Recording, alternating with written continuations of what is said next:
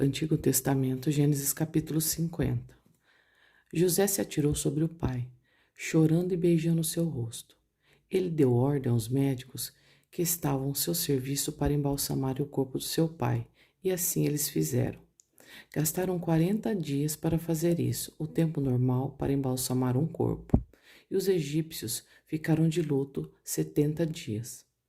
Quando passou o tempo do luto, José falou aos altos funcionários do palácio do rei do Egito. Ele disse: faça o favor de levar ao rei a seguinte mensagem: quando meu pai estava para morrer, ele me fez jurar que eu sepultaria no túmulo que ele mesmo preparou no país de Canaã. Por favor, deixe-me ir sepultar o meu pai, que depois eu voltarei. O rei respondeu: vá e sepulte o seu pai, como ele fez você jurar que faria. E assim José foi sepultar o seu pai. Com ele foram as autoridades ligadas ao rei, os altos funcionários do palácio e todos os líderes do Egito. Foram também as famílias de José, dos seus irmãos e de Jacó. Deixaram na terra de Gozém somente as crianças pequenas, ovelhas, as cabras e o gado. Também foram homens a cavalo e em carretas, de modo que o grupo era muito grande. Quando chegaram a Atade, que fica a leste do rio Jordão, fizeram uma cerimônia de sepultamento num terreiro onde o trigo é malhado. Ali choraram muito alto durante 7 dias. Quando os moradores de Canaã viram tanta gente chorando, disseram: como é impressionante o choro desses egípcios. Por isso puseram naquele lugar o nome de Abel-Misraim.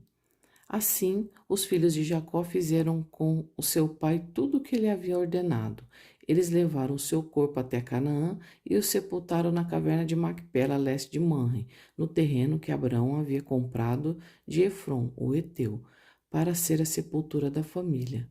Depois do sepultamento, José voltou para o Egito com os irmãos e com todos os que haviam acompanhado. Final da história de José. Depois da morte do pai, os irmãos de José disseram: talvez José tenha ódio de nós e vá se vingar de todo o mal que lhe fizemos. Então mandaram dizer a José: antes que o seu pai morresse, ele mandou que pedíssemos a você o seguinte: por favor, perdoe a maldade e os pecados dos seus irmãos que o maltrataram.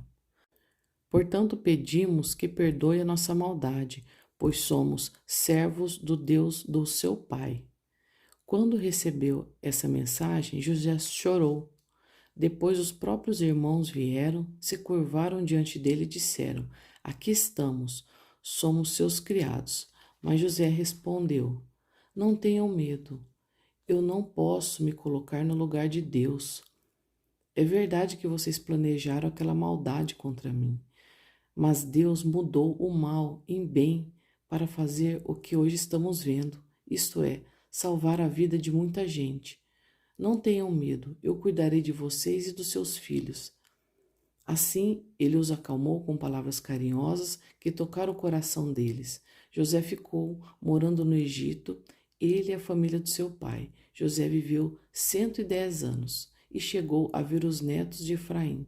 Ele também pegou no colo, como membros da família, os filhos do seu neto Maquir, que era filho de Manassés. Certo dia, José disse aos irmãos: eu vou morrer logo, mas estou certo de que Deus virá ajudá-los e os levará deste país para a terra que ele jurou a dar a Abraão, a Isaque e a Jacó. Então José pediu à sua gente que fizesse um juramento. Ele disse: estou certo de que Deus virá ajudar vocês. Quando isso acontecer, levem o meu corpo com vocês. José morreu com 110 anos. O seu corpo foi embalsamado e posto num caixão no Egito.